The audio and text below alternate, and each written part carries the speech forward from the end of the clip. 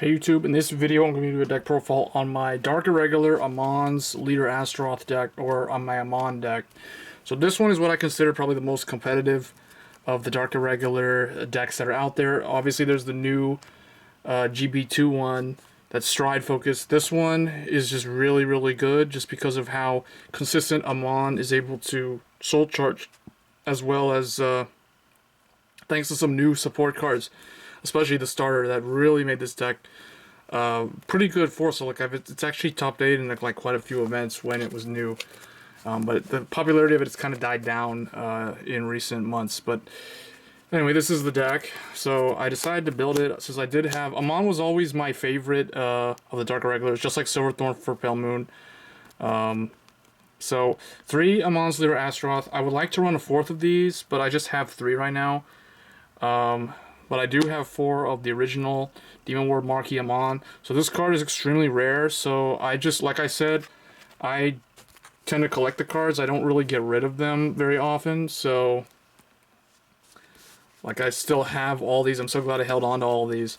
So I would like to have a 4th Astaroth. But yeah, 4 of the Legion Mate, because he's really good. Even if you have to ride him, it's still pretty good because of the stride play in late game. It doesn't really matter. But yeah, so this should be 8. So the 1 Demon Marquee Amon Reverse is my 8th grade 3. So this potential with the cross ride of Amon, and usually Amon can get soul charged into soul relatively easily. So I do recommend running the 4 of him just in case you soul charge like 3 of them for whatever reason, and then now you only have like 1 to do the Legion play with. So definitely you want these at 8 or at 4, and you kind of want 4 of those as well, but like I said, I only have 3. But anyway, that's my grade 3 lineup. So 8 grade 3s, 3 Astaroth for the Legion, 1 reverse, and then 4 of the Amon.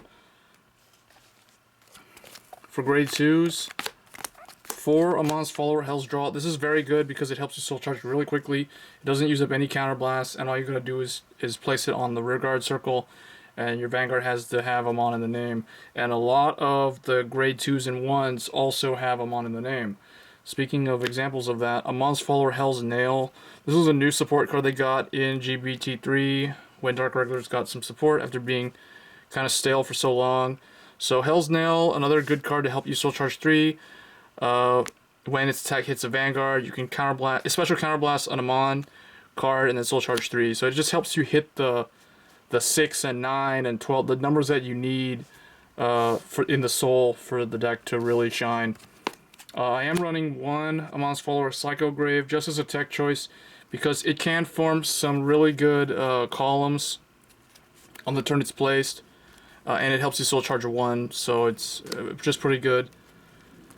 And then 3 Amon's Follower Ron Grenlin, just that 12k attacker for Amon, pretty standard stuff. For grade 1s, it's 4 of the Amon's Follower Vlad Specula. This is recommended just because, like I said, you want Amon stuff for the off chance that you need to use that. But it's not required. Like if you want to run March, Rabbit of Nightmare Land, that's fine. Or even the new Perfect Guard, that would work too.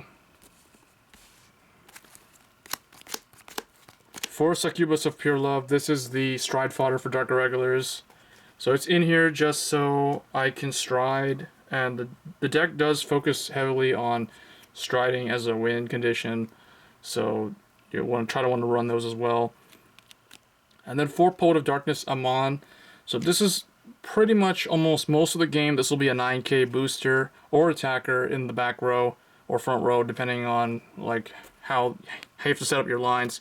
So a very flexible card. I like that it's always 9k, even meaning on turns that you don't have to soul charge, it's still relatively strong. It can help you hit numbers like with Ron Grenlin attacking at 12 and this at 9. That forms 21, so that's pretty good. So that's why I play it. This is a pretty consistent card, and it has Amon in the name. And then 2 Doreen the Thruster. Doreen the Thruster is also very good. A lot of competitive decks run like 3 or 4 of this. I just only have 2, and this is just really hard to find. So I run 2, and then in place of that, I substitute in the Poet of Darkness. So the nice thing about this is very consistent 9k booster or attacker. Works very well with Ron Grenlin. And then this is for like the big explosive plays where you soul charge a lot in a turn. Like if you soul charge 3 cards. And then this guy's kind of falls into that category also. So that's the grade 1 lineup.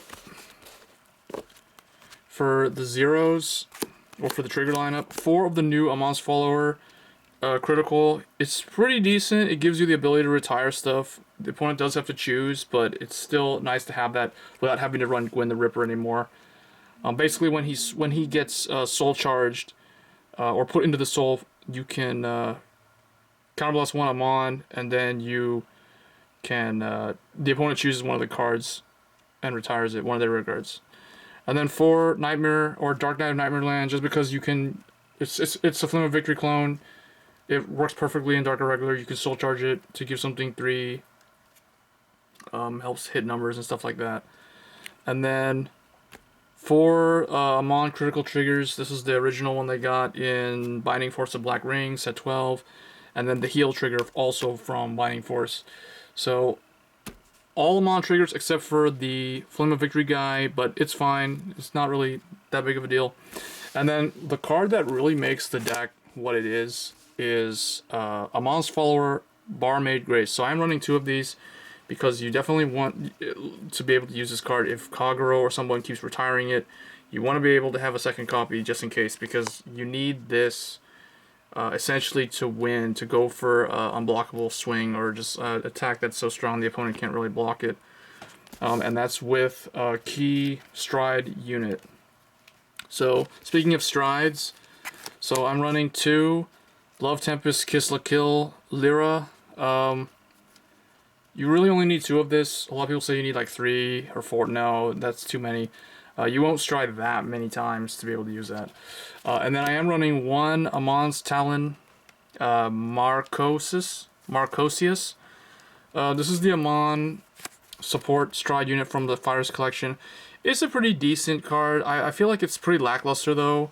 They definitely have better stride units, so I don't often use this, so that's why 1 is really enough if you just want to include it. The card that really makes the deck really good though is Abominable 1 Gillis Derai. Gillis Derai is just super good in this deck. Like, it's better in Amon than it is in the Stride, the GB2, this guy, I forgot what his name is, Vampire.